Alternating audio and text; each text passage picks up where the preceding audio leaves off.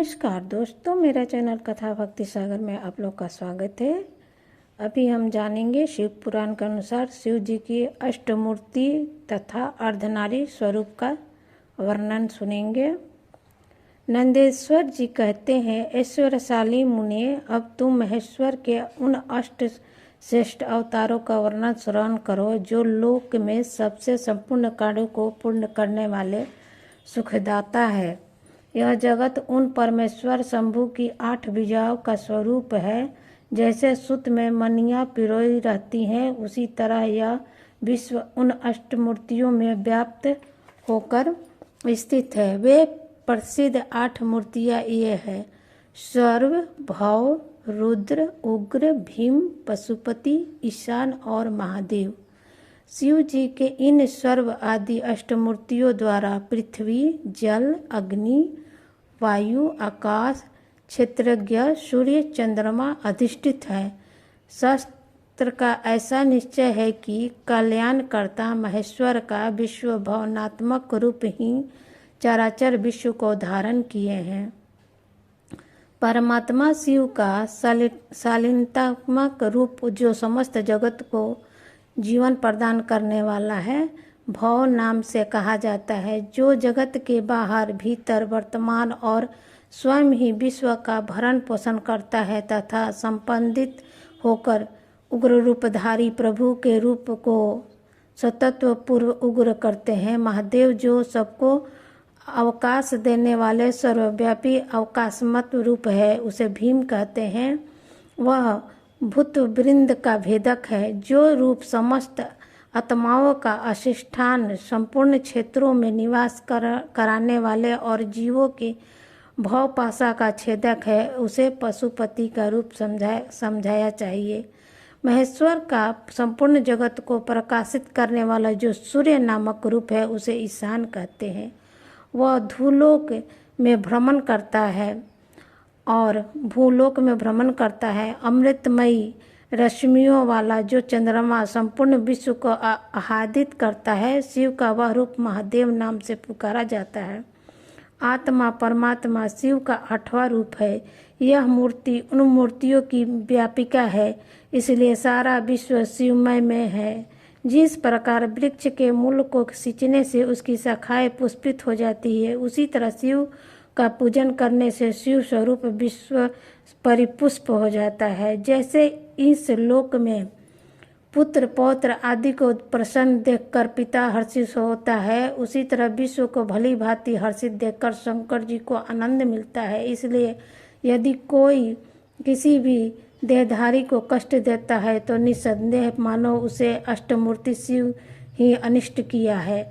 सनकादि मुनि कहते हैं, इस प्रकार भगवान शिव अपनी अष्टमूर्तियों द्वारा समस्त विश्व को अधिनिष्ठ करके विराजमान है। अतः तुम पूर्ण भक्ति भाव से उस परम कारण रुद्र का भजन करो। अब तुम शिव जी के अनुपम अर्धनारी स्वरूप का वर्णन सुनो।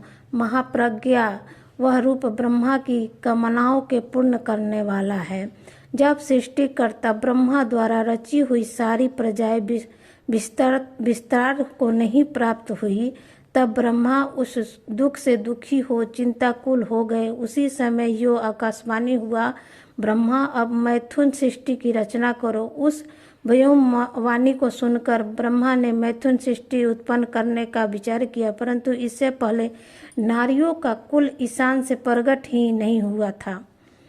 इसलिए पदयोनि ब्रह्मा मैथुन सृष्टि रचने में समर्थ न हो सके। तब वे विचार किए कि शंभु की कृपा के बिना मैथुन प्रजा उत्पन्न नहीं हो सकती। तप करने को उद्धत हुए। उस समय ब्रह्मा पराशक्ति शिवा सहित परमेश्वर शिव का प्रेम पूर्वक हृदय में ध्यान करके घोर तप करने लगे। तदुपरांत पदो अनुष्ठान में लगे हुए ब्रह्मा के उस तीव्र तप से थोड़े ही समय में शिव जी प्रसन्न हो गए। तब वे कष्टहारी शंकर पूर्ण सनकादि की कामदा मूर्ति में प्रविष्ट होकर अर्धनारी नर के रूप में ब्रह्मा के निकट प्रकट हो गए।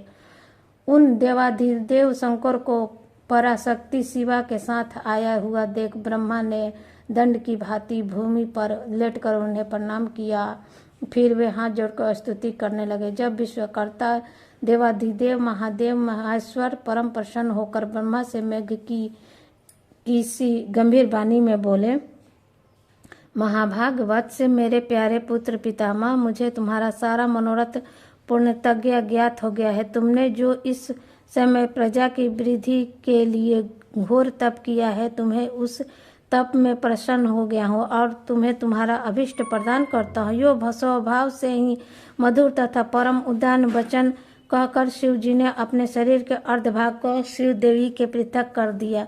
तब से पृथक होकर प्रकट हुए उस परम शक्ति को देखकर ब्रह्मा विनम्र भाव से प्रणाम करके उनसे प्रार्थना करने लगे। ब्रह्मा ने कहा, शिव के सृष्टि के प्रारंभ में तुम्हें पति देवाधिदेव परमात्मा शंभु ने मेरी सृष्टि की थी, सारी प्रजाओं की रचना की थी। शिव तब मैंने देवता आदि समस्त प्रजाओं की मनभांति सृष्टि की, परंतु बार बार रचना करने पर भी उनकी वृद्धि नहीं हो रही थी। अतः अब मैं स्त्री पुरुष के सगामन से उत्पन्न होने वाली सृष्टि का निर्माण करके अपनी सारी प्रजा की वृद्धि करना चाहता हूँ, किंतु अभी तक तुमसे अक्षय नारी कुल प्रकट नहीं हुआ है। इस कारण नारी कुल की सृष्टि करना मेरी शक्ति से बाहर है। चूंकि सारी शक्तियों का उद्गमन स्थान तुम ही हो, इसलिए मैं तुम्हें अखिलेश्वर परमा शक्ति से प्रार्थना करता हूँ। शिवे, मैं तुम्हें नमस्कार करता हूँ। तुम मुझे नारी कुल की सृष्टि करने के लिए शक्ति प्रदान करो, क्योंकि शिव प्रिय इसी को तुम चराचर जगत की उत्पत्ति का कारण समझो। वरदेश्वरी, मैं तुमसे एक वर की याचना करता हूँ। जगमाता, कृपा करके उसे भी मुझे दीजिए। मैं तुम्हारे चरणों में नमस्कार करता हूँ। तुम चराचर जगत की वृद्धि के लिए अपने एक सर्वसमर्थ रूप से मेरे पुत्र दक्ष की पुत्री हो जाओ। ब्रह्मा द्वारा यो याचना किए जाने पर परमेश्वरी देवी शिव ने तथास्तु ऐसा ही होगा कहकर वह शक्ति ब्रह्मा को प्रदान कर दी।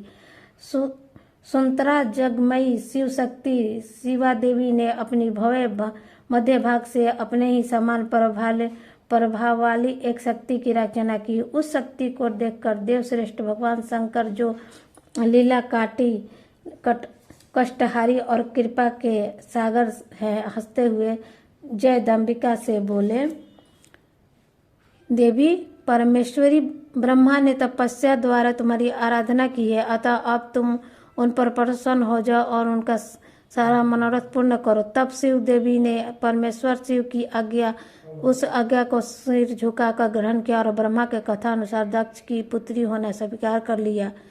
इस प्रकार से शिवा देवी ब्रह्मा को अनुपम शक्ति प्रदान करके शंभु शरीर में प्रविष्ट हो गई। तत्पश्चात भगवान शंकर भी तुरंत ही अर्ध ध्यान हो गए। तभी से इस लोक में स्त्री भाग की कल्पना हुई और मैथुन सृष्टि चल पड़ी। इससे ब्रह्मा को महान आनंद प्राप्त हुआ। इस प्रकार मैंने शिव के महान अनुपम अर्धनारी स्वरूप का वर्णन कर दिया।